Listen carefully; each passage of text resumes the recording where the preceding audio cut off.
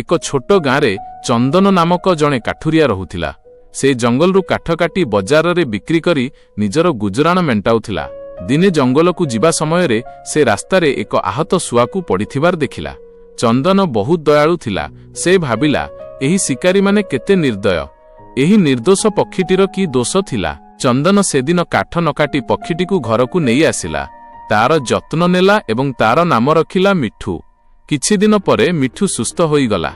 ଚନ୍ଦନ ତାକୁ ଜଙ୍ଗଲରେ ଛାଡ଼ିବାକୁ ଚାହିଁଲା, କିନ୍ତୁ ମିଠୁ କହିଲା, ମୋର କେହି ନାହାନ୍ତି, ଶିକାରୀମାନେ ମୋତେ ମାରିଦେବେ। ମୁଁ ତୁମ ସାଙ୍ଗରେ ରହିବି। ସେହି ଦିନଠାରୁ ମିଠୁ ଚନ୍ଦନ ସହ ରହିବାକୁ ଲାଗିଲା। ବନ୍ଧୁତାର ପରୀକ୍ଷା। ଦିନେ ଜଙ୍ଗଲରେ କାଠ କାଟୁଥିବା ବେଳେ କିଛି ଦୁଷ୍ଟ ଲୋକ ଚନ୍ଦନକୁ ବହୁତ ମାଡ଼ ମାରିଲେ, ଯାହାଫଳରେ ସେ ଅଚେତ ହୋଇଗଲା। ମିଠୁ ତାକୁ ଖୋଜି ଖୋଜି ସେଠାରେ ପହଞ୍ଚିଲା ଏବଂ ପାଣି ପକାଇ ତାର ଚେତା ଫେରାଇ ଆଣିଲା। ଫେରିବା ବାଟରେ ସେମାନେ ନଦୀରେ ଜଣେ ମାଙ୍କଡ଼ ଛୋଟୁକୁ ବୁଡ଼ି ଯାଉଥିବାର ଦେଖିଲେ।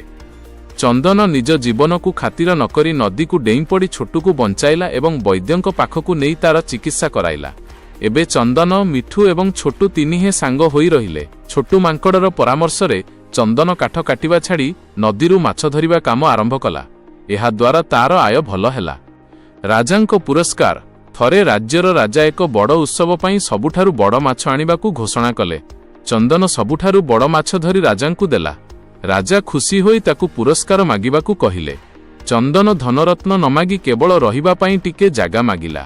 ତାର ନିର୍ଲୋଭ ଗୁଣ ଦେଖି ରାଜା ଖୁସି ହୋଇ ତାକୁ ବହୁତ ଜମି ଦେଲେ, ଯେଉଁଠି ସେ ନିଜ ସାଙ୍ଗମାନଙ୍କ ସହ ରାତିରେ କିଛି ଚୋର ରାଜମହଲରୁ ଚୋରି କରି ଖସି ପଳାଉଥିଲେ।